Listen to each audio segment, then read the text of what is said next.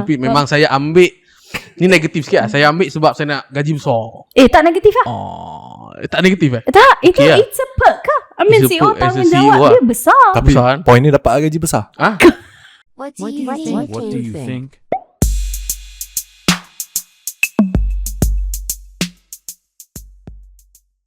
So selamat kembali ke podcast kita. What do you think? What do you think? Alright, kita ada jemputan istimewa Bella Bahari, our CEO juga. Straight answer. What makes you say yes of becoming the CEO? Memang guys kita memang terbaik lah. Memang. Sebab dia CEO kan. Dia Kalau CEO. kita tanya orang lain tak boleh. Yeah. Hebat. Why do you say yes of becoming a CEO? So the stage is yours. Dipersilakan. Can I say no? No what? Making this video. Masa what make you say yes to become a CEO? So you said no. No, can I say no? Soalan dia. Boleh lah jawab dia. Oh, ya ke? What make... Tak, I did not say no. I did not realize there was an option to say no. So how the heck you Kan? become a CEO? Tak tahu lah Tiba-tiba sebenarnya jadi. macam mana I Kan? jadi CEO lah. Macam terjadi CEO lah. Actually Adam yang nominate. Dia letak dalam borang CEO Bella Bahari. So Menang undi. Majority undi. Yelah, without her knowing lah ke macam mana? cadangan ditutup. Tulis dulu. Cadangan ditutup. Pernah je nak mana-mana macam koperasi sekolah ke ataupun mana-mana lah yang mana orang tu cadangkan, tu orang ni tutup, tu orang tu cadang sokongan. Macam tu lah lebih kurang lah. Itu saya pernah pengalaman waktu sekolah rendah lah. Ada. Tapi tu sekolah rendah lah. So tak tahu lah. Sama je. Itulah Sama je. bagaimana tertubuhnya Absol Rich. Wow. Tak adalah. Well, someone need to be the CEO, right? And then masa tu I tak tahu lah. Honestly, Ruan, soalan ni macam menarik sangat. Sebab I macam just happen to be the CEO by default. Okay. Tapi Ada siapa dia punya calon-calon dia? Calon-calon dia siapa? ketika itu. Siapa? Yalah. Dua siapa?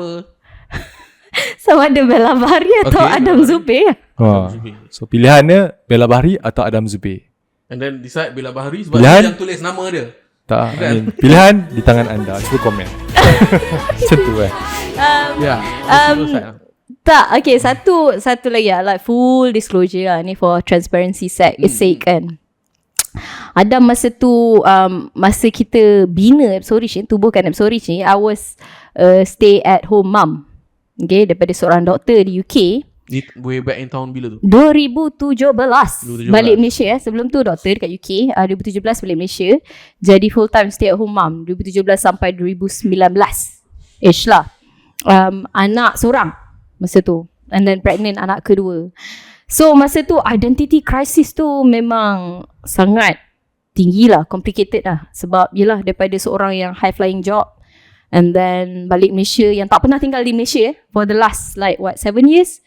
Maksudnya my last experience kat Malaysia hanyalah sebagai seorang college student, under scholarship, semua provided. College pula macam asrama. Maksudnya tak ada kereta, tak tahu reality. Ya. Di UK and then balik Malaysia sebagai full grown adult dengan ada anak. Okay, tanggungjawab memang next level lah. And then anak pula masa tu eczema, teruk.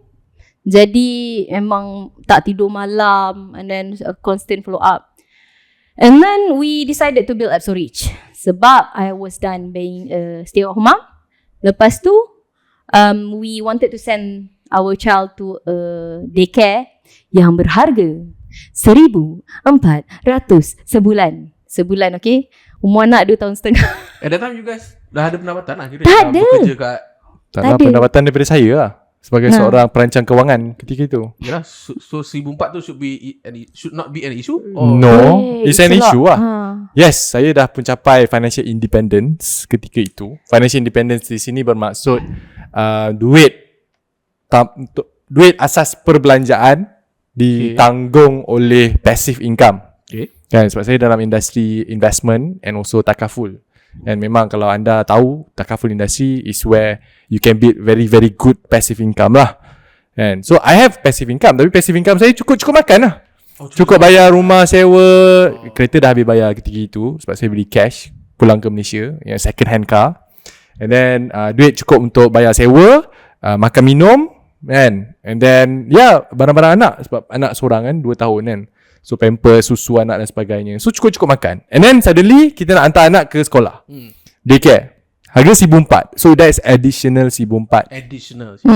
So I need to at that time think find ways how to pay this RM1,400. And ketika itu saya cadangkan kepada Bella, sebab Bella time tu stay at home mom. But I know she has potential. She has great potential. I mean, she's a freaking doctor kot. Takkanlah doktor duduk rumah je kan. So I told her, okay, why don't we build this business together? And at that time we choose nama Absolish lah. Kan, Absolish pada asalnya Adam, Bella, so rich. Kan, AB, Adam, Bella, so rich. So tu memang doa kami kan. Sebab at that time Adam, Bella, sorry. Cerita dia. Kenalah asal. kaya dulu baru Kena kaya dulu. orang lain. No, time tu tak ada nak kayakan orang lain. Just kena kaya lah. Sebab nak hantar anak kat sekolah RM1,400. Kenapa? Sebab Bella ada dia punya own principle. Nak hantar anak kat tempat yang memang boleh memberi pendidikan yang bagus, bukannya sebarangan tempat-tempat asuhan. So we can't afford it at the time. So what we do is, okay, saya cadangkan kat Bella, okay, I don't want to stop your dream. Kan, sebagai seorang suami misali kan. Mitali, saya tak naklah menghalang Bella punya dream at that time. So, and I'm a financial planner. So saya tahu bagaimana duit, proses duit keluar masuk ni lah. Macam mana nak create the income. So I told her, okay, why don't we start this business called Absolish. It's a financial education company. Tapi saya ada kerja hakiki, saya ada banyak kerja at that time. Saya ada businesses at the same time juga. I was, I had a property management company, takaful business, unit trust business, financial planning dan sebagainya. So but then she's a full-time house I had my own stuff. wife. Exima little. Small lah. But I was already building funnel. Saya tak tahulah masa tu funnel. Benda tu dinamakan funnel. Oh, you buat something tapi orang tak faham. Tak faham. Oh, ya ke? The funneling. I think our viewer tak faham. Okay, internet millionaire. Internet millionaire. Belum millionaire. Belum millionaire. So you want to become an internet I dah millionaire? buat. I dah ada website sendiri. I boleh buat website sendiri. I boleh buat in a way I boleh buat course delivery email marketing sendiri masa tu. I belajar sendiri dan dah buat. Yang tu memang you want kecil-kecilan. Tak. Bukan. Itu my own side project nama lah. own side project. Eczema Little. Nama dia Eczema Little. Untuk mengajar ibu bapa yang ada anak yang ada eczema, bagaimana nak menguruskan eczema ini. Sendiri. Because we come from a medical background. So kami tahulah macam mana, how to handle simple eczema punya flare-ups. Anyway, so at that time we got to, saya dengan Bella cadangkan benda ni. Bella pun okay fine, but dengan syarat. Okay, dengan syarat Bella come in together to help build that income stream. Sebab sebelum tu saya je, pendapatan datang daripada saya, hasil daripada saya seorang diri. So by that time I asked her to join venture. And then okay fine, when we decide who will lead the company, is either me or Bella. I know I can lead, but then saya ada banyak lagi benda-benda lain. And in a way macam bagi saya adalah macam sambil menyelam minum air. So sebab tu saya propose nak lantik Bella jadi CEO. Satu, nak mengangkat kan Bella sendiri keluar daripada kepompong zone selesa beliau. And not only that, because I know she's capable to support the business at that time. Sebab saya ada banyak lagi benda-benda lain yang saya kena buat. And saya pula, role saya dekat dalam Absolish hanyalah seorang visionary yang menunjuk arah ke mana hala tuju company tersebut. Tapi pengurusan semuanya memang Bella yang buat since the beginning of time. Beginning of time. So, kita patah balik dekat cara you melantik CEO tu kan. Sebab saya first time tahu yang you guys yang Bella sendiri memang dah ada her own project. Adakah benda tu lah yang menjadi salah satu kriteria you melantik Bella as a CEO? Just imagine kalau Bella tak pernah buat her personal project, would you selesa untuk lantik the CEO walaupun dia? I think mungkin Ulwan tahu kot. And even dalam Absolish pun kan, saya ni alhamdulillah saya somehow nampak potensi orang.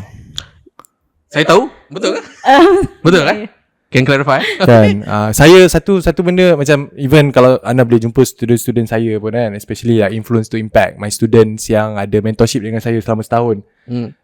Some of them their biggest problem is that mereka tak percaya dengan kebolehan mereka sendiri. Betul. Tetapi saya nampak kebolehan tersebut.